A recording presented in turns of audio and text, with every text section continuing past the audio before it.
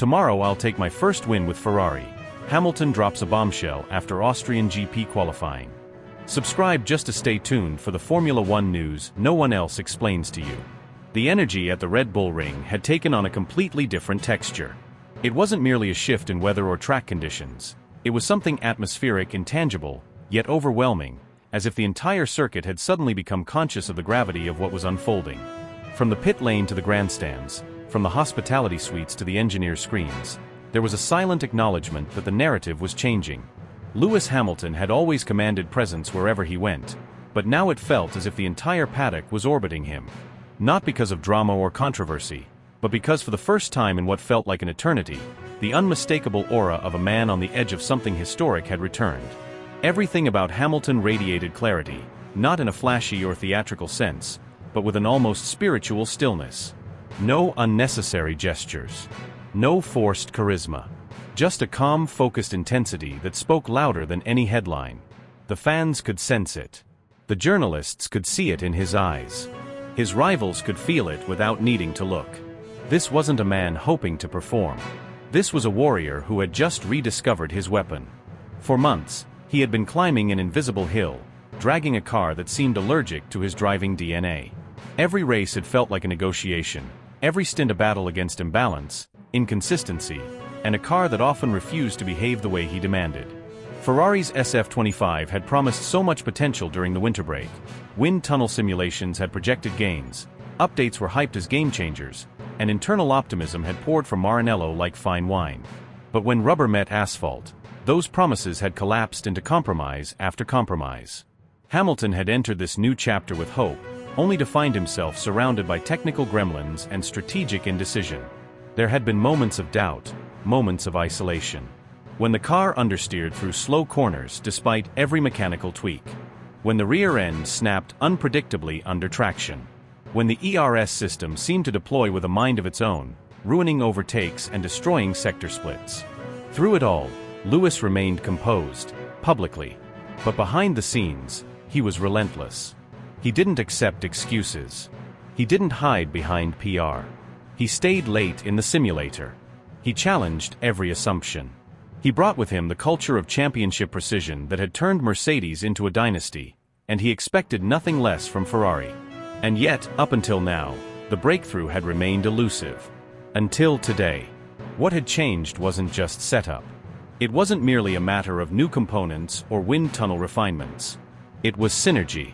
It was communication, not just between man and machine, but between departments, between minds, between instinct and engineering. His relationship with his race engineer, which had felt awkward and tentative earlier in the season, had matured into a language of precision and trust. They no longer spoke in guesses. They spoke in certainty. In the lead-up to the Austrian Grand Prix, Hamilton had taken a different approach. He flew directly from the previous race to Maranello rather than returning home. He spent 3 consecutive nights locked in feedback sessions with his performance engineer, dissecting not just his own telemetry but comparative data from Leclerc, Sainz, and archival laps from other eras. He re-watched onboards from 2020 and 2021. He reprogrammed his braking zones based on tire degradation projections. He questioned why Ferrari was using a certain energy deployment map in Sector 2 when it created mid-corner instability. And finally, he suggested a revised suspension calibration that gave him more predictability on corner exit. The team listened. Slowly, but they listened. And when he drove out of the garage for the first qualifying run, he felt it instantly. The response was immediate. The SF25 wasn't just cooperating, it was responding like it had been waiting for him all along. The steering was alive. The traction was consistent. The aerodynamic balance, for the first time this season, allowed him to trust the rear end under heavy load. The upgrades to the underfloor, the adjusted diffuser geometry, the ERS deployment algorithm, all of it came together in a way that erased months of frustration in a single electrifying afternoon. Through Q1 and Q2, he moved with surgical precision, staying under the radar but chipping away at the timing screens. He didn't speak much over the radio, just short, sharp confirmations. Fronts stable. Brakes consistent. No movement under load. No complaints. No hesitation. The garage knew something was brewing, even before the stopwatch confirmed it. Then came Q3. When it mattered most, with the track fully rubbered in and the sun beginning to dip behind the Alpine ridges, Hamilton unleashed a lap that felt like time had folded back on itself. Each apex kissed with inch-perfect grace, every traction zone devoured without hesitation, every gearshift timed with atomic precision. There was no fight, no correction, just flow. The kind of flow that happens when a driver stops wrestling the car and instead becomes one with it. He crossed the line P2. Not pole, but closer than he had been all season. Closer than many had expected. Ahead of both Red Bulls, except Verstappen. Ahead of Leclerc, in equal machinery. Ahead of every doubt that had crept in since the moment he put on that red race suit. And when he stepped out of the car, the transformation was visible. He didn't need to say a word for the world to understand that something foundational had shifted. But he did speak, and what he said carried weight. "I finally feel it," he told a stunned wall of reporters, their recorders all scrambling to capture a moment that would soon go viral. "For the first time since I joined this project, I believe I can fight for victory. Not in the future. Not in theory. I mean tomorrow. I mean now." The words landed like an earthquake. The message wasn't just for the media. It was for the paddock. For the garage. For Ferrari. For every driver who had started to write him off. For every engineer who had hesitated to prioritize his feedback. It was a declaration that the switch had flipped. That he had moved from hope to certainty. From adaptation to domination. The reaction inside the Ferrari garage was electric. Mechanics clapped, not because of protocol, but because they felt it too. There were no whispered doubts this time. They had seen the data. They had watched the footage. This wasn't luck or setup fortune. This was the real thing. Back inside the team debrief room, Hamilton remained laser-focused. He reviewed sector differentials in silence, nodding as his engineer pointed out microgains. His input was efficient, surgical. He knew what he wanted to change: minor wing adjustment, slight rake balance tweak, and he knew what needed to stay untouched. He knew that any unnecessary change might disrupt the harmony they had just discovered. In the media center, analysts were already rewriting their predictions. Social media was in uproar. Fans who had doubted whether Lewis still had the fire were suddenly quoting his lap times. Former drivers were calling it one of his most composed qualifying sessions in years. Critics who had questioned his move to Ferrari were now theorizing a potential Sunday masterclass. And as night fell across Spielberg, Hamilton remained in the motorhome long after most drivers had retreated. He wasn't celebrating. He wasn't posting selfies. He was preparing. Rewatching onboards. Listening to engine notes. Running simulations in his head. Mapping out every possible scenario for the first 5 laps of the race. He knew pole wasn't his, but momentum was. And momentum, in the hands of someone like him, is more dangerous than any starting position. He didn't smile much that evening. Not out of arrogance or indifference, but because the job wasn't done. He hadn't come to Ferrari to qualify well. He had come to Ferrari to conquer. And on Sunday, with fire in his blood and silence in his soul, he would have his chance.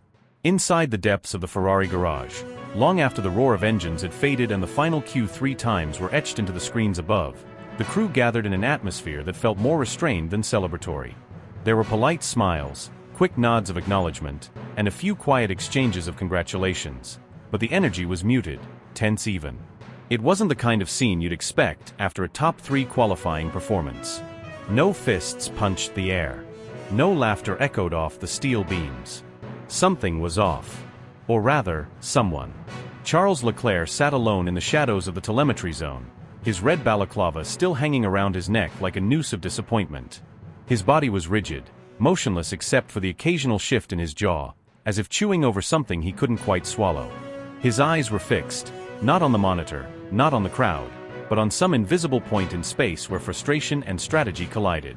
The 5-place grid penalty handed down earlier for impeding another driver in Q2 had hit him harder than anyone around could possibly grasp.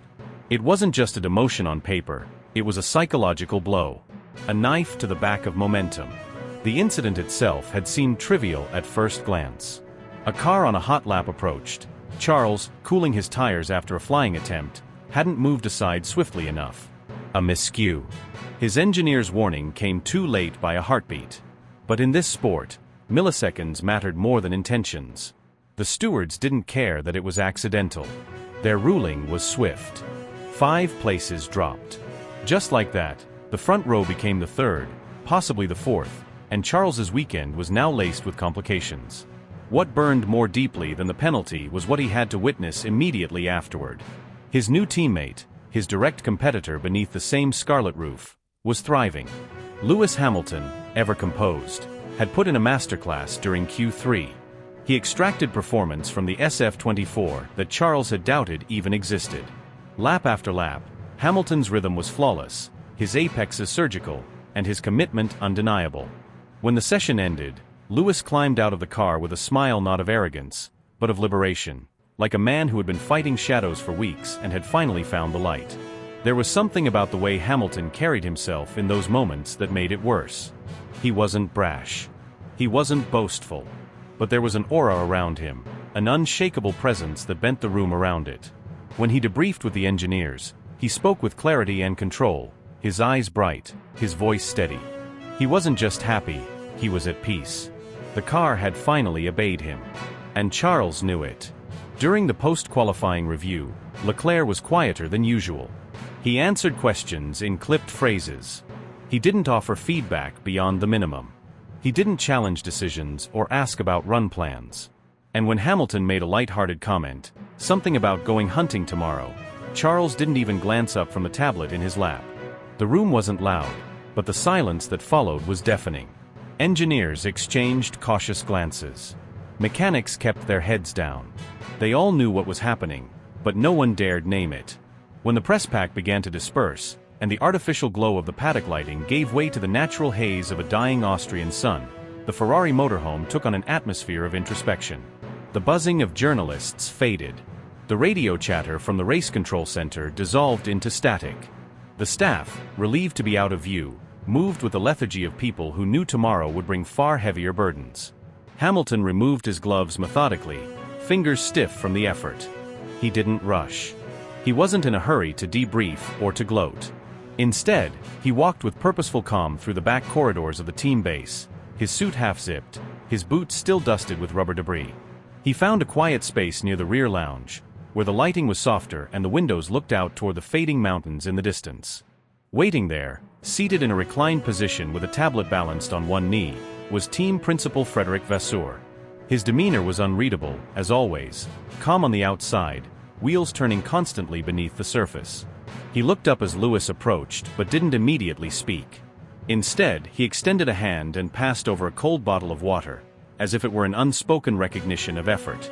They sat in silence for a moment, just the two of them, the buzz of the paddock reduced to a faint hum outside the tinted glass. Then Vasseur, with a deliberate exhale, finally said, "That lap, those laps, you found something."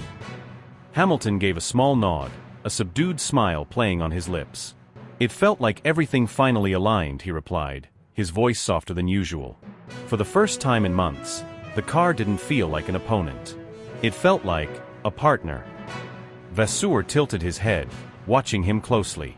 "You've been searching for that harmony since Bahrain." Lewis leaned back, gaze distant. Every corner until now felt like a negotiation. Tonight, it was a conversation. And the car listened. The two men sat there for a while longer, speaking without urgency, discussing corner entry behavior, tire prep windows, wind sensitivity, technical, but always circling the emotional undercurrent. For Lewis, this wasn't just about setup sheets and brake maps. It was about trust, between man and machine, driver and team, teammate and rival. And slowly, that trust had begun to take shape. But elsewhere, that trust was eroding. Leclerc, now in the fitness trailer, stared blankly at his reflection in the mirror above the treatment bed. The room was empty except for his physiotherapist, who moved silently, preparing the ice packs for muscle recovery. Charles didn't speak. He didn't blink. His eyes, usually vivid and alive, were dulled by frustration. He didn't see himself in the mirror. He saw the gap. The one in the timesheets. The one in the garage. The one forming inside his own head. He could feel it. The narrative shifting. The conversations behind closed doors. The mechanics who looked just a little longer at car 44. The engineers whose voices rose an octave when speaking to Hamilton. The race strategists who now angled their analysis toward the man who had arrived 6 months ago, but was already bending Ferrari's story around him. Charles inhaled slowly, then let the breath out through his nose. He said nothing. But inside, he was building walls. Bracing for the war he knew was coming. And across the paddock, under the orange-pink sky of an Austrian evening, Lewis Hamilton felt none of it. Or perhaps he did, and simply accepted it. Because in Formula One, peace is temporary, but belief is everything. Let me know if you'd like to continue with what happens on race day, team orders, contact between cars, or a radio call that changes the championship fight. The inside of the Ferrari motorhome was dim now, hours after the media had vanished and the fans had dispersed into the night. The once buzzing center of strategy and chaos had become almost monastic in its stillness. Only a few distant sounds lingered, the hiss of hydraulics as equipment was packed into trucks, the low murmur of a mechanic finishing his tasks, the metallic clink of a dropped spanner echoing faintly through the paddock. Inside one of the rooms, 2 men sat facing each other, their body language filled with unspoken fatigue and the weight of recent battles fought not just on the track, but behind closed doors. Frederick Vasseur leaned forward slowly, his forearms resting on the edge of the table.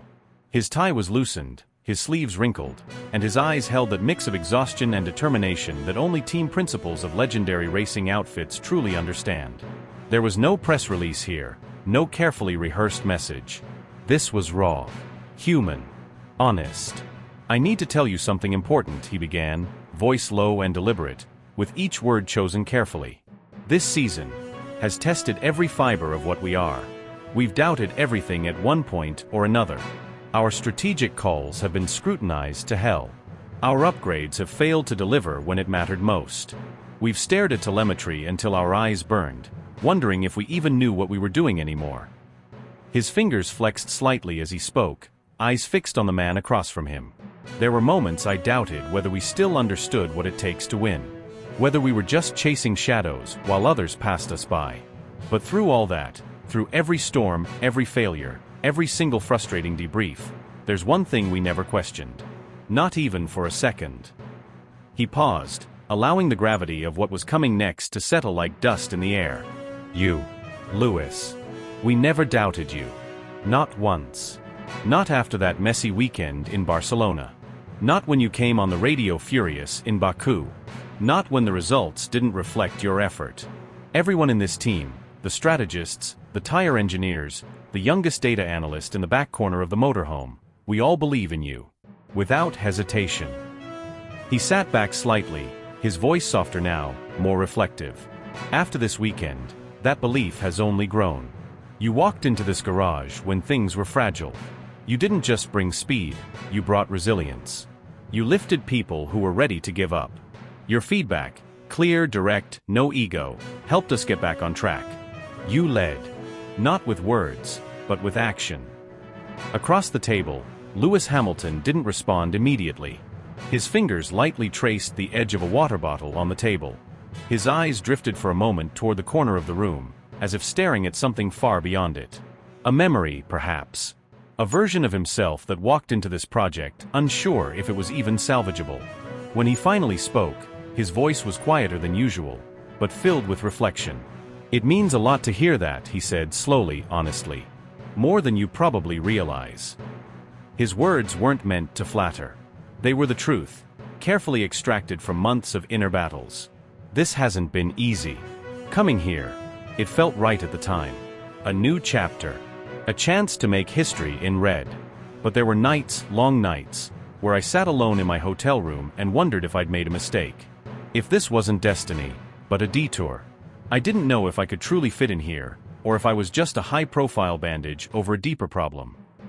He shook his head slightly, almost laughing at the memory. But today? For the first time, I felt like I wasn't fighting the team. I felt like I was the team. Like the work mattered. Like I belonged, not because of my past, but because of what I gave today. Vasseur nodded slowly, the corner of his mouth curling into a hint of a smile. "You're not here to be a symbol. You're here to make this team great again. And we're behind you. Starting tomorrow, we race with that belief in our blood." Hamilton didn't say anything else. He didn't need to. The message had landed on solid ground. Trust had been chipped away over time, but in that moment, something had been rebuilt. Much later that night, the stillness outside the motorhome was near total. The paddock had emptied. The sky above was dark, cloaked in silence, with only the faint twinkling of stars above the Styrian mountains to hint that something larger was still at play. The paddock lights had dimmed, the smell of burnt rubber had faded, and yet the echo of the day's drama still hung in the air. In his hotel suite, Lewis Hamilton sat by the large window, watching the transport trucks roll out, their headlights trailing like fireflies into the night. His phone buzzed gently beside him on the table. A FaceTime request. Toto Wolff. He accepted the call, and almost instantly, the screen filled with the familiar face of his former boss, his former ally, his confidant, and perhaps in some ways, the only team principal who had ever truly understood him. Toto sat in a darkened room, his face dimly lit by a single desk lamp. He wore his classic black Mercedes hoodie, sleeves pushed up, hair slightly tousled. His eyes, however, were sharp, focused, proud. "Lewis," he said, breaking into a grin that was equal parts joy and nostalgia, that was classic you. No one else could have pulled that off today." Hamilton chuckled, leaning back against the sofa with a sigh, the kind of deep exhale that comes after finally silencing the noise in your head. "Yeah, it felt good," he said. "Not just the lap, or the position. The whole thing. Felt like I was driving for something bigger again. Like I had a purpose." Toto nodded, his expression softening into something more personal. "I watched every sector," he said. "I could tell you were on the edge in turn 4. That first run in Q3 was magic. But beyond that, beyond the driving, I've seen how you've carried yourself this year. I know what it's been like. I know when a team stops listening. I know the signs. The politics. The passive resistance. The smiles that don't reach the eyes." He paused, voice dropping slightly.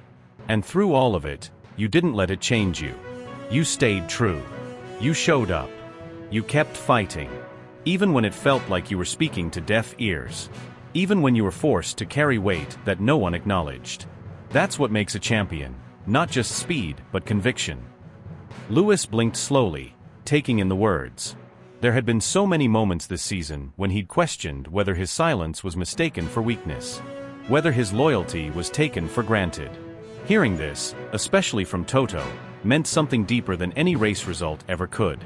"I appreciate that, he said. "I really do." Toto tilted his head. "You've still got everything. The instinct. The bite. The fire. You're not just relevant, you're still dangerous. And if anyone's forgotten that, today was their reminder." They sat in silence for a beat, the kind of silence only two people who've shared years of blood, sweat, and silver can sit in. "I don't know what the future holds," Lewis said eventually. "But tonight, I felt something shift." Toto nodded again, a glint of something unreadable in his eye, respect, pride, maybe even a subtle challenge. "Whatever you decide, just know this," he said. "The door back here never closed. Not for you. Not ever." The call ended not with a goodbye, but with something stronger, trust, rekindled across teams, colors, and unfinished stories. Lewis placed the phone down gently. Outside, the mountain wind rustled faintly. He looked out at the dark silhouette of the track in the distance, and for the first time in a long time, he didn't feel like he was waiting for something to change. He felt like he was the change. And he was just getting started. Hamilton didn't reply instantly. The words hung in the air like mist, unspoken, delicate, heavy with meaning.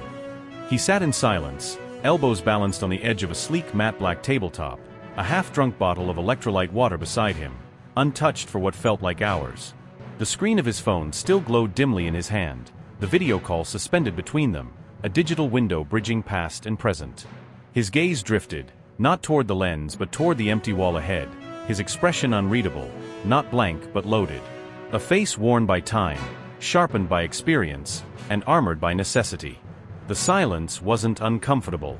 It was deliberate. Lewis Hamilton, at this stage in his career, had mastered the art of the pause. He knew the value of space between words, not just for dramatic effect, but because sometimes clarity came in the moments where nothing was said. And on the other end of the line, Toto Wolff waited, patiently, knowingly. He didn't interrupt. He'd known Lewis too long. This wasn't just a conversation between two professionals. It was a dialogue between two men who had climbed mountains together, built empires side by side, and fought wars both on and off the track. Eventually, Hamilton blinked.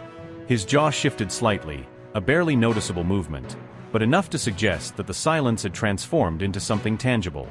Then, without ceremony, he spoke. His voice was calm, low, almost like an exhale, but it carried the full weight of authenticity. "Appreciate that," he said. "More than you probably realize." The words weren't dramatic. They weren't flashy. But they cut deep, because they were real. There was no mask, no sponsor-friendly phrasing. Just raw human connection. Toto hesitated then, visibly considering something. Not out of doubt, but out of care. And when he finally replied, his tone was casual, but his message was anything but. His words slipped into the space like a whisper in a church, reverent and intentional. "I'll say this once," he murmured, "and you don't need to respond. But if you ever reach a point where the atmosphere over there stops aligning with who you are, if your gut ever tells you that it's time to walk away from that place, you'll never need to ask. There will always be a seat here. You're part of this family, Lewis. And you always will be." It was more than an invitation. It was an olive branch dipped in memory, in respect, in shared legacy. A reminder that in a world that constantly shifts beneath the feet of even the greatest, some foundations don't crumble. Some bridges don't burn. Some people don't forget. Hamilton didn't smile immediately. His face remained still, but his eyes, those sharp electric eyes that had seen podiums, prejudice, politics and podiums again, they softened. Not out of sentimentality, but out of acknowledgement. He heard every word. He felt the intent behind them. But this wasn't the moment for nostalgia. This wasn't the chapter for homecomings. He had unfinished business, and it burned within him like a fuse waiting to ignite. After a long pause, he gave a slow, deliberate nod. And then, with the same composure he used when overtaking at 300 kilometers per hour with millimeters to spare, he said what he needed to say. "Right now, I've got a mission," he stated plainly. "I've got something I need to complete." He didn't raise his voice. He didn't decorate the sentence with emotion. He didn't need to. "I've got to cross that line wearing red," he added. "Not for them. Not for the narrative. For me." There was a finality to his voice, not fueled by anger, but by purpose, a kind of clarity only born from pain that has matured into resolve. Not bitterness. Not vengeance. Just a quiet, relentless will. The call ended without fanfare. No handshakes, no digital waves, no speak soon. Just a shared look of mutual respect before the screen faded into blackness. Hamilton remained still for a few moments longer, letting the silence return. But this time, it didn't feel heavy. It felt pure. Cleansing. Like rain after months of drought. Eventually, he rose from the chair, movements fluid but grounded, like someone no longer searching for direction. He walked slowly toward the glass door that led to the balcony. His bare feet moved soundlessly across the cool floor. He opened the sliding panel and stepped outside into the alpine night. The air hit him like a whisper, cool, crisp, tinged with moisture and engine oil, a cocktail only the F1 paddock could produce. The world outside was winding down. The red trucks glowed like embers below, parked in tight formation like a dormant army waiting for dawn. The track was quiet now. The garages were dim.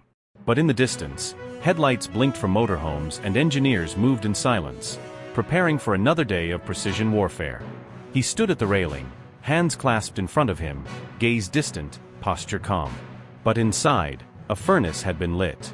He wasn't second-guessing anymore. The haze of internal doubt that had clouded him in the early races of the season, when upgrades failed to arrive, when balance issues were brushed aside, when his telemetry was accidentally shared with the other side of the garage, had finally cleared. He saw things for what they were. He saw the patterns, the misdirection, the careful political dance happening behind the scenes, and he had chosen not to run. He would walk right through it. Not with arrogance, not with aggression, but with focus. With that deadly calm he had developed over years of walking through fire in silence. Tomorrow was not just race day. It wasn't just Austria. It wasn't just another grid, another formation lap, another first corner gamble. It was a statement. A turning point. A demonstration of control, not just over the car, but over the storm. Because while others saw the red suit and assumed he had become part of the machine, they failed to understand he hadn't been absorbed. He was never here to assimilate. He was here to reshape, to disrupt, to redefine what it means to drive for Ferrari, and not belong to it. His success wouldn't be gifted. It wouldn't come wrapped in applause. It would be earned in silence, built in friction, carved out of a system that had never been built for someone like him. And yet, that was the point. He would turn their doubt into data, their exclusion into execution, their hesitation into heat, the kind that burns tire rubber into the tarmac and leaves only smoke behind. He closed his eyes briefly and inhaled deeply, not to calm himself, but to ignite something deeper. A kind of energy that didn't come from caffeine or sleep or motivation speeches. A fire that had existed since the very first time he touched a steering wheel. Since karting days when his father worked 3 jobs to get him on the grid. Since media dismissed him as flashy. Since the critics said he was more brand than racer. Since every obstacle had only sharpened his edges. He wasn't fueled by revenge. He was fueled by truth. And the truth was this: he had everything he needed. The feel, the precision, the memory of every braking zone, every tire curve, every apex. He didn't need their validation. He needed only the track, the lights, the silence of the moment before chaos. Tomorrow would begin not with noise, but with stillness. That millisecond before 5 lights extinguish and the world explodes into velocity. And in that moment, when instinct and strategy fuse, when time disappears and only execution remains, that's where he thrived. That's where Lewis Hamilton became something else entirely.